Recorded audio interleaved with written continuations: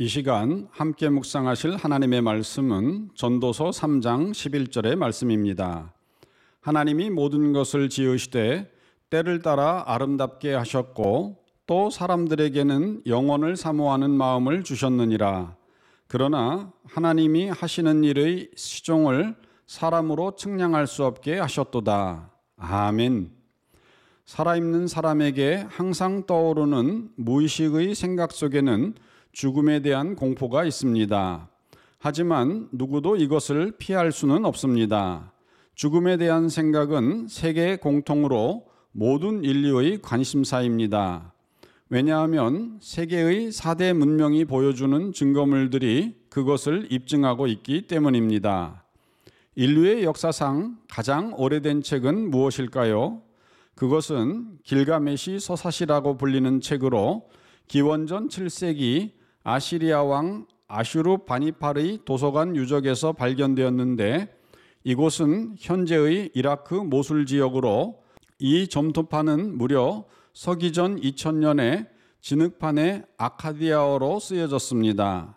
사람들은 인류 최초의 책에는 어떤 주제의 글이 담겨 있을지를 두고 매우 궁금해하였습니다.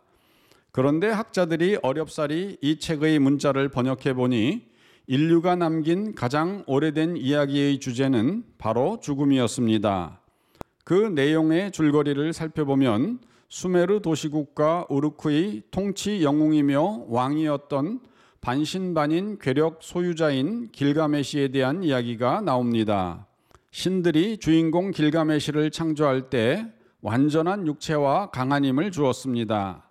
태양신 샤마신은 아름다움을, 폭풍의 신 아닷은 용기를 그에게 각각 주어 길가메시는 반신반인이어서 어떤 인간도 그를 당할 자가 없었습니다.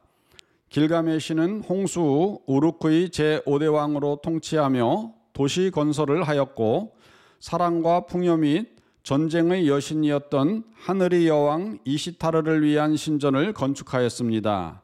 이 우르크 왕국은 창세기 10장 10절에 나오는 니므롯 왕국에 속하는 에렉으로 오늘날 와르카로 알려져 있습니다.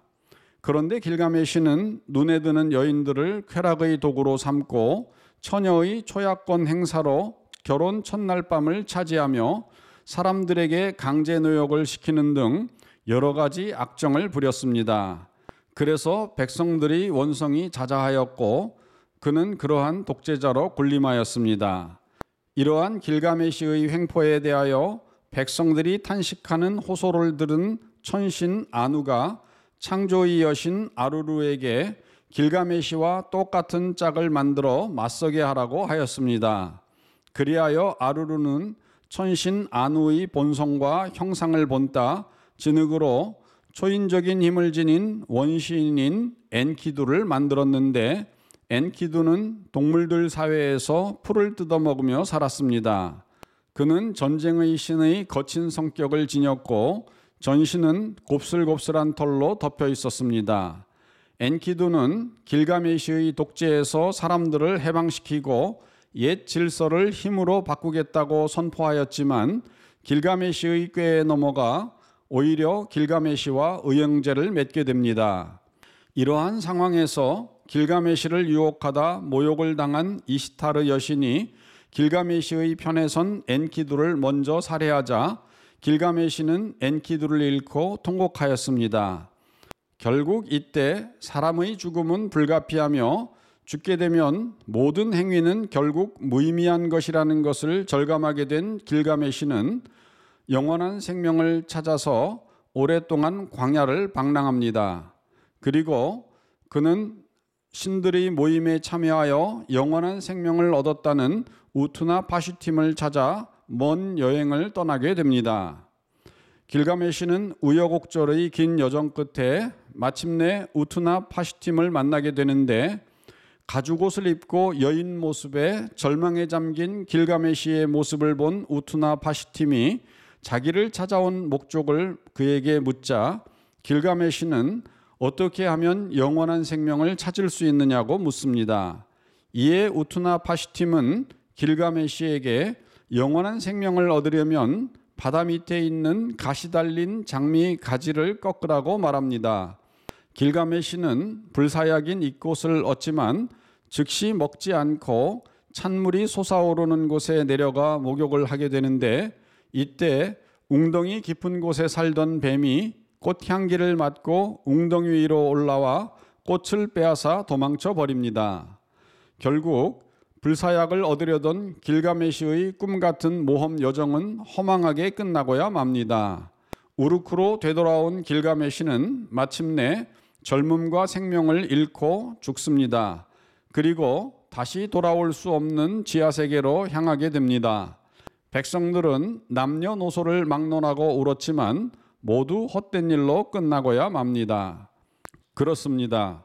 길가메시의 서사시는 살아있는 사람들은 아무리 발버둥을 쳐도 스스로의 힘으로는 죽음에서 벗어날 수가 없음을 분명히 보여주고 있습니다. 하지만 믿는 성도에게는 천국의 소망이 주어졌습니다.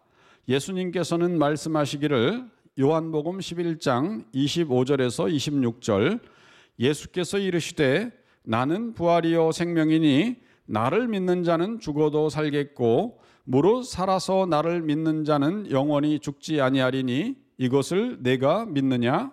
아멘. 이처럼 예수님은 영원한 생명에 이르는 유일한 통로가 되십니다. 그리고 이 예수님을 믿는 자에게는 영원한 생명이 주어집니다. 요한복음 6장 47절, 내가 진실로 진실로 너희에게 말한다. 믿는 사람은 영생을 가지고 있다. 아멘. 오늘도 생명의 반석 되신 예수님을 믿는 믿음 위에 굳게 서서 영생의 선물을 확실히 붙드시는 성도 되시기를 주님의 이름으로 축원드립니다. 다 같이 기도하시겠습니다. 사랑하는 하나님 아버지, 우리 인생은 조상 아담의 범죄 후에 불멸의 영원한 생명을 잃어버리고 죽을 수밖에 없는 가련한 존재가 되고 말았습니다.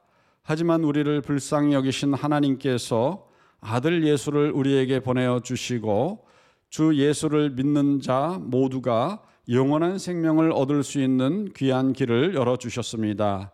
이것을 믿는 우리 성도들은 영원한 생명을 얻어 하나님의 아들과 딸이 되어 주님과 함께 영원히 살 것을 믿습니다. 이 귀한 선물을 잃어버리지 않고 오늘도 굳게 부여잡고 또한 주위에 있는 많은 사람들에게 증거하고 전파하여 세상에 있는 많은 사람들을 하나님 나라로 인도하고 영원한 생명을 함께 누리게 할 수 있는 우리들이 될 수 있도록 인도하여 주시옵소서. 우리 구주 예수님의 이름으로 기도드리옵나이다. 아멘.